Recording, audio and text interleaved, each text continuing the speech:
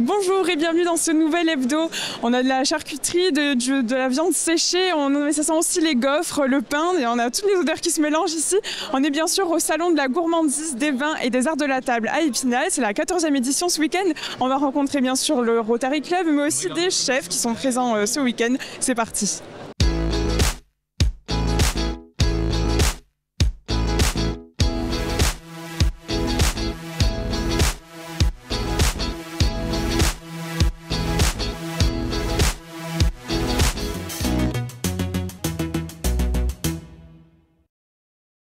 On commence tout de suite notre découverte du salon de la gourmandise, des vins et des arts de la table d'Épinal en compagnie de Denis Thoman. Bonjour, vous êtes responsable du salon pour le Rotary Club.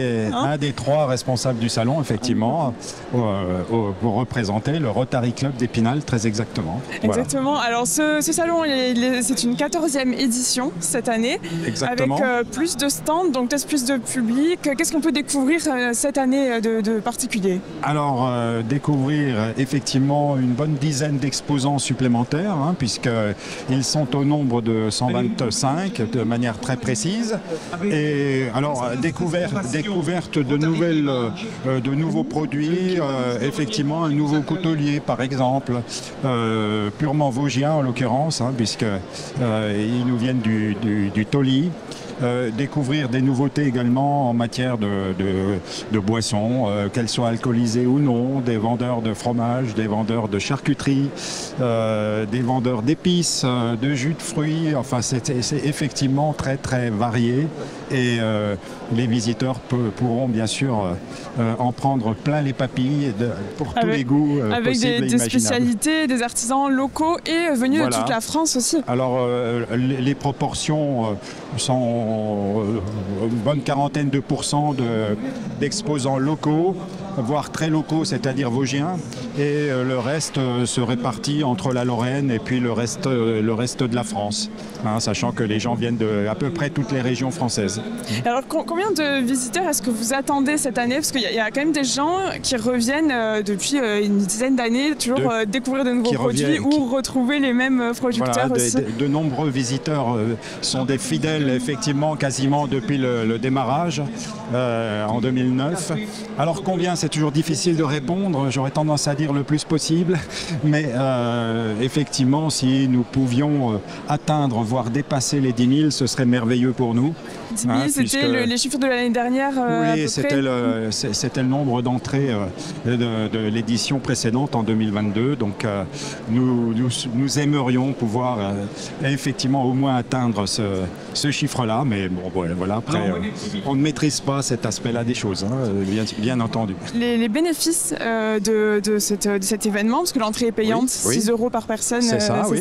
À quoi servent-ils? C'est chaque année reversé à une œuvre caritative. Voilà, alors à une ou plusieurs, en fonction des souhaits du président qui, comme beaucoup de monde le sait maintenant, change tous les ans. Donc cette année, notre président du Rotary Club d'Épinal, Yves Morel, a souhaité privilégier 2 associations. La première, c'est l'association Allez Vosges à Vanier, qui aide les enfants en situation de handicap en leur mettant à disposition des engins, on va dire, d'une manière générale, en sachant que cette année, l'idée est de participer, voire de financer complètement un tricycle à assistance électrique qui sera mis à disposition de ces enfants pour leur permettre des déplacements quotidiens ou même dans des chemins. C'est une espèce de tricycle un peu VTT, si on peut dire, qui leur permettra de se déplacer partout. Et la deuxième action à privilégier cette année, c'est une autre association, le CESAD, sous l'égide de l'Association des paralysés de France, qui là encore, c'est le prolongement de l'action qui avait été démarrée pour l'édition de l'année dernière et qui nous permettra d'aider là encore des enfants en situation difficile ou de handicap à participer d'une part aux Jeux sportifs de l'avenir, donc paralympiques, qui ont lieu à Troyes chaque année, et on l'espère qu'ils puissent également participer à la cérémonie d'ouverture des Jeux paralympiques de 2024. et peut-être à l'une ou l'autre épreuve sportive en tant que spectateur, hein, bien sûr. Beaucoup d'actions possibles les deux actions principales. Pour et il y en cette aura année. vraisemblablement, si tout se passe bien au cours de ce salon, peut-être d'autres choses qu'on pourra faire, que le club Rotary Club d'Épinal pourra faire également. Voilà. On l'espoir en tout cas. Merci de nous avoir un peu introduit toutes les actions, toutes les activités aussi à faire sur ce salon. On a parlé des jeunes talents. Une de nos équipes s'est rendue au CFA Pôle des métiers d'Épinal, justement, rencontrer quelques-uns qui présentaient des réalisations. On découvre tout de suite dans ce reportage tiré de nos archives.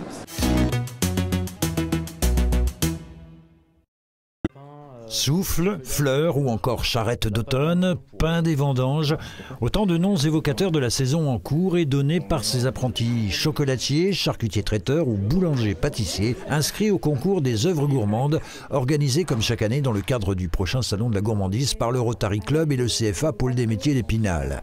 De nombreuses heures de travail assurément pour tous ces jeunes, rivalisant d'ingéniosité pour le thème imposé cette année, vous l'avez compris, l'automne. La fleur, c'est une fleur au couteau, réalisée avec un couteau, puis il y a des sphères. Et puis on assemble ça avec du chocolat à point et de la boum de froid. Déjà on fait un patron sur la feuille, on dessine des plans, comment ça va être, nos idées. Difficile de respecter un thème imposé ? Non, comme c'est sur l'automne, j'ai rajouté les couleurs, les fruits, les animaux. À l'intérieur, j'ai rempli de grappes de raisin et de graines de raisin que j'avais fait moi-même. Par-dessus, j'ai remis un deuxième cercle de 23 cm. Lola a quant à elle réalisé ce pain des vendanges. Mais pourquoi participer à ce concours? Parce que la boulangerie, c'est mon métier de cœur, c'est ma passion, en dehors de mon travail.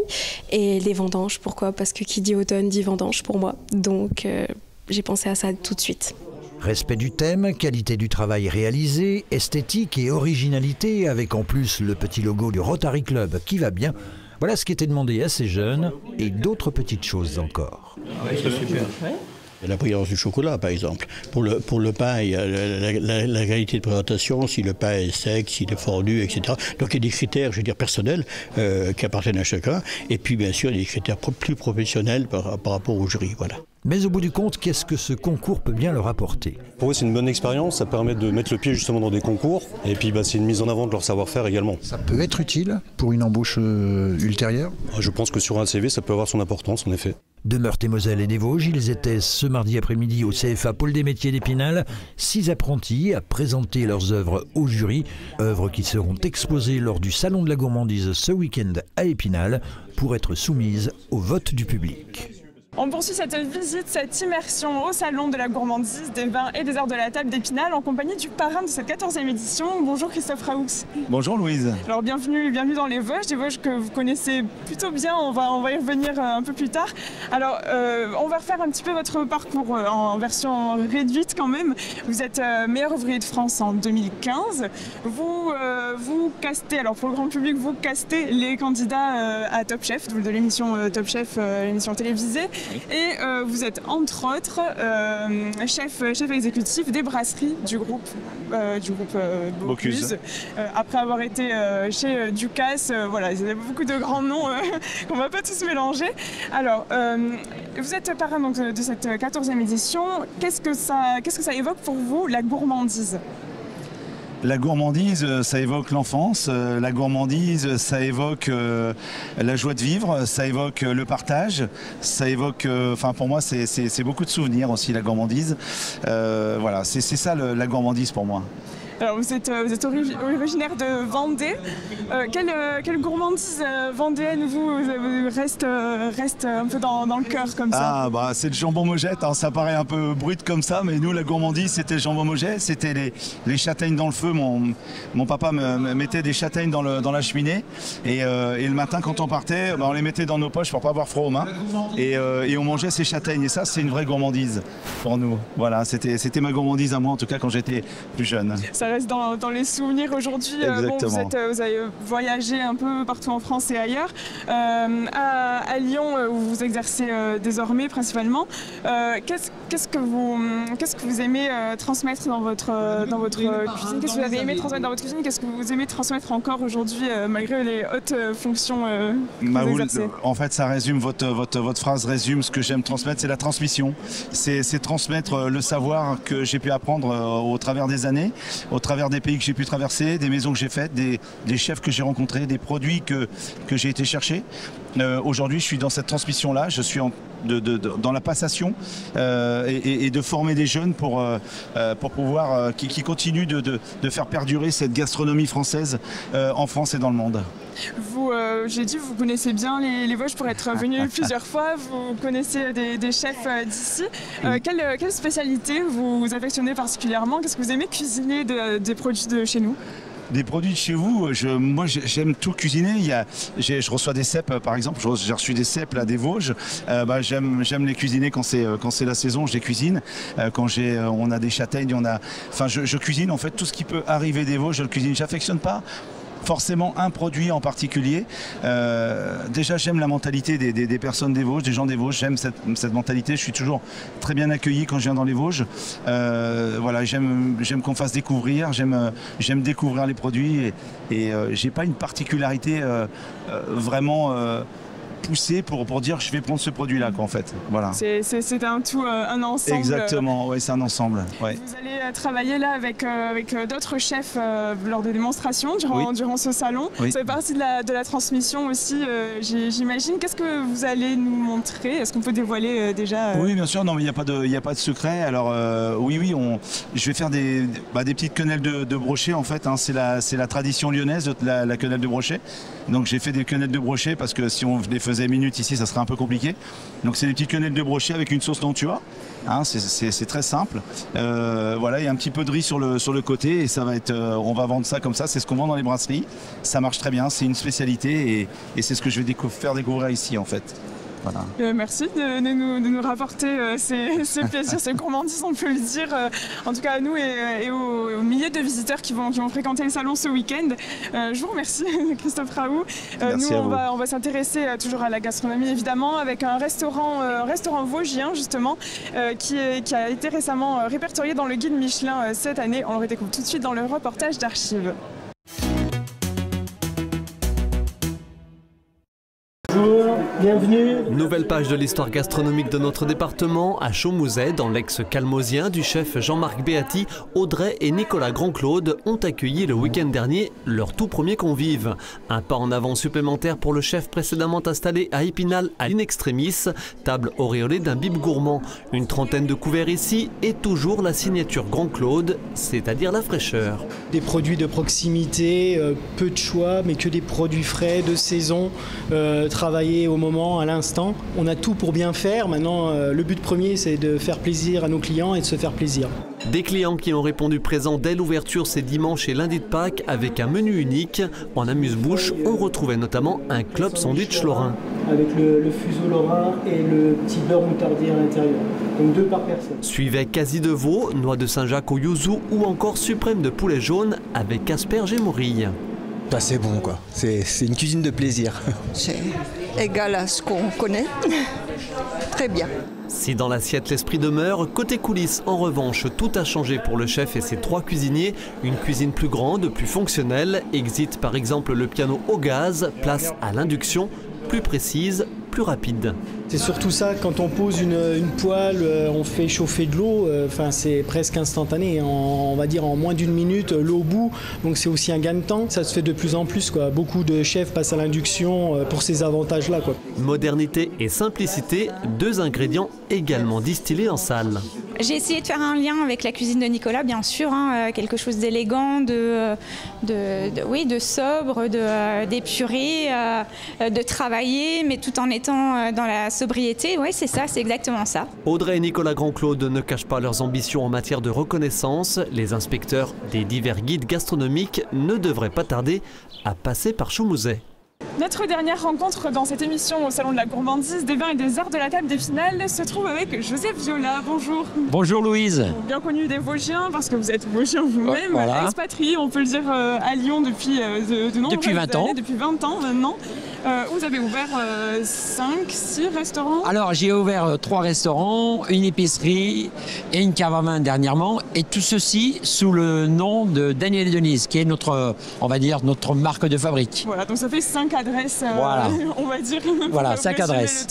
Alors vous ête de retour dans les Vosges pour ce salon, mais ce que vous avez déjà parrainé, vous venez quand même régulièrement. Quelle importance il a ce salon pour vous? Il y a l'importance, c'est surtout petit 1, en 2013 quand j'ai été parrain, on m'a accueilli vraiment très chaleureusement et ça m'a beaucoup plu. Et en plus, le Rotary fait vraiment un travail extraordinaire. En plus, il y a des producteurs, donc ce sont des gens qu'on doit soutenir.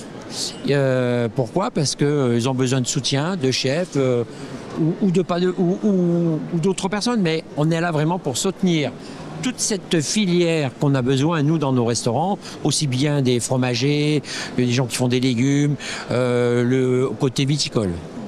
Voilà. C'est tout un ensemble. Tout un ensemble. Donc on est là, il faut être présent. Chaque année, j'y suis. Et pourtant, voilà, on a quand même un peu de travail à Lyon. Mais je m'oblige à venir parce que c'est très important pour nous. L'occasion aussi de rencontrer d'autres chefs que vous rencontrez à d'autres événements sûrement voilà. dans l'année, mais de parler aussi de la profession. Complètement. Et puis c'est aussi, je dirais, voilà, le lieu de rencontre. Un lieu de rencontre, on rencontre, comme vous l'avez dit, des autres chefs, on rencontre aussi des autres personnes, le public, parce que le public aussi est en attente de nous voir, parce qu'ils veulent comprendre un peu notre métier, nos questions, tout ça. Donc c'est vraiment, je dirais, on est sur un salon de gourmandise, mais également de partage. On va parler avec vous d'un point d'actualité, on va dire, sur la filière, qui souffre depuis quand même quelques années maintenant, surtout depuis le Covid, d'un manque de main-d'œuvre, manque de vocation, malgré que ce soit fascinant, la cuisine. Vous en souffrez, vous aussi, dans vos adresses, dans vos restaurants, autour de vous? Alors, on va pas faire de langue de bois, hein, on n'est pas là pour ça. Aujourd'hui, on ne souffre pas au ce niveau-là parce qu'on arrive à tenir nos équipes. Mais ça ne veut pas dire qu'on n'est pas en alerte tout le temps. Donc on essaye d'avoir des contacts avec des personnes qui aimeraient venir travailler chez nous. Donc on les met un peu, je dirais, un peu sous le coude. Mais c'est vrai qu'en règle générale, il y a quand même une pénurie au niveau de la main-d'œuvre. Que ce soit des jeunes cuisiniers ou des cuisiniers beaucoup plus performants. Mais voilà, on traverse un moment qui est pas simple, mais c'est dans toutes les professions malheureusement. Voilà, donc en gros, vers quoi je voulais venir, ça touche aussi la haute gastronomie en France. Oui. La gastronomie est touchée par l'emploi, donc qui veut dire forcément, vous savez, on a un travail d'artisan. Je dirais d'artisans, on a besoin de nos mains, on a besoin de personnes qui puissent exécuter des gestes de précision. On a besoin de personnes qui pensent également avec leur tête, parce que la cuisine, c'est pas que les mains, c'est également une certaine philosophie. Donc on a besoin de tout ce monde-là. Et puis tout seul, on ne peut pas faire. Qu'est-ce qu'il faut faire pour accueillir, attirer de nouvelles personnes? On a beaucoup parlé des conditions de travail, très concrètement, des horaires, des salaires. Oui, alors nous, on s'est amélioré, je dirais, au niveau des congés, puisque aujourd'hui, nos employés tournent à 2 jours et demi de congés par semaine. Au niveau salaire, on a toujours tenu des salaires qui étaient corrects, très sincèrement, qui étaient corrects. Mais on essaye toujours de donner un peu plus de confort à nos employés. Ça va sur les tenues vestimentaires qu'on leur paie forcément. Également pour le lavage de ces tenues. Donc on essaye toujours de contribuer pour que l'employé se sente valorisé. parce que il faut toujours valoriser nos employés, parce que c'est quand même eux qui sont sur le terrain avec nous, bien sûr, mais ils sont là, ils sont présents, et ça c'est important. Ça contribuera de toute façon à valoriser, à continuer à valoriser toute la gastronomie française voilà, à chaque niveau. Sur ce salon, qu'est-ce que vous allez nous proposer? Il y a des démonstrations évidemment. Alors moi j'ai une démonstration demain après-midi, dimanche donc, avec une tarte feuilletée aux champignons des bois. Donc ce matin j'étais à la cueillette, non c'est pas vrai. Mais par contre on aura de jolis champignons, on va faire une tarte fine feuilletée avec des champignons qui seront légèrement poêlés, avec une duxelle de champignons. Donc voilà, travailler sur cet univers je dirais, et de saison, surtout de saison, parce que nous cuisiniers on est attirés par les saisons, on est attirés par les produits du moment. Donc ça c'est quand même quelque chose qui est très important dans notre quotidien. Pour terminer, un produit vosgien que vous affectionnez particulièrement? Eh bien, ce que j'adore, produit vosgien, mais ça, il y en a plusieurs. Il y a aussi bien la myrtille, que moi j'appelais, quand j'étais minot, j'appelais ça la brimbelle. Et il y a aussi forcément le mincer. Et quand même, sur les pièces fumées, les Vosges sont quand même très très forts. Et ça vient de quelqu'un qui travaille à Lyon, qui évolue à Lyon. Merci Joseph Viola pour nous avoir éclairé un peu sur la santé du milieu et aussi sur les gourmandises que vous affectionnez particulièrement. Nous, on va continuer dans cette émission avec les actualités de la semaine et les infos de la semaine tout de suite.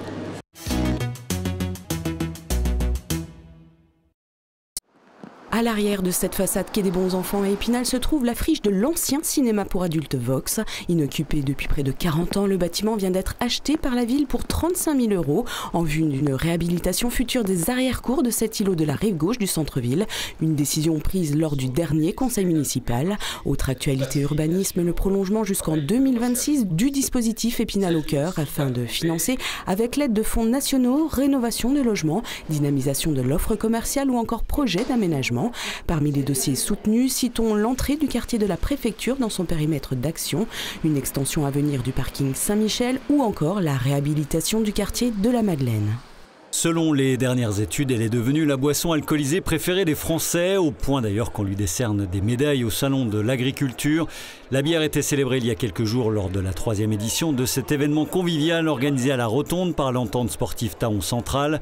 Le lieu emblématique de la commune accueillait une douzaine de brasseurs des Vosges, dont le domaine du houblon, parrain de l'événement, mais aussi de Haute-Saône et de Meurthe-et-Moselle. Il n'en fallait pas moins pour satisfaire les quelques 850 amateurs de pression venus apprécier les différentes saveurs, toutes artisanales, proposées à consommer toujours évidemment avec modération. Ces festivités biannuelles seront de retour dès le mois de février, le temps de refaire le plein. Le gaz vert et la décarbonation, de la production à la consommation, c'était le thème d'un temps d'échange proposé à la Maison de l'Habitat à Épinal. Un tour de table entre agriculteurs, chauffagistes et élus vosgiens proposé par GRDF pour évoquer le développement du biogaz 100% renouvelable, produit grâce à la méthanisation à partir de résidus agricoles d'effluents d'élevage et de déchets issus des territoires. Une piste que ne néglige évidemment pas la communauté d'agglomération d'Épinal qui vise l'autonomie énergétique à l'horizon 2050. Sculpture, photographie, dessin, peinture en tout genre, c'était début novembre à la Maison Grande Manche de Chantraine, la 3e édition du festival ouverture de l'association Grand Angle d'Épinal. Un événement créé à la base pour permettre aux artistes adhérents d'exposer leurs œuvres. Ils étaient 45 venus de la grande région, avec en plus quelques invités, tels la plasticienne venue du Mans Manon Alter, véritable portraitiste animalière qui travaille sur des planches de zinc. Les organisateurs espéraient 500 visiteurs malgré une météo maussade pour ce dernier rendez-vous de l'année proposé par l'association Grand Angle qui gère également les expositions au sein de l'usine à Huxenier.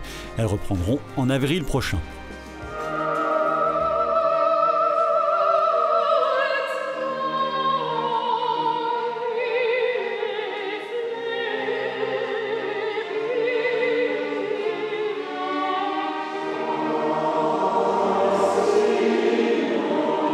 Des airs de Mozart sous les vitraux de Gabriel Loire, l'église Notre-Dame au Cierge d'Épinal a accueilli le chœur et orchestre amateur meurthe-et-mosellan Gaston Stoll ce samedi dernier, dans une salle presque comble.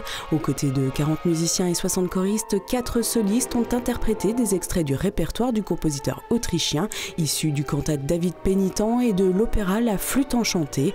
Les bénéfices du concert serviront à la restauration de l'édifice menée par l'association Nodacie.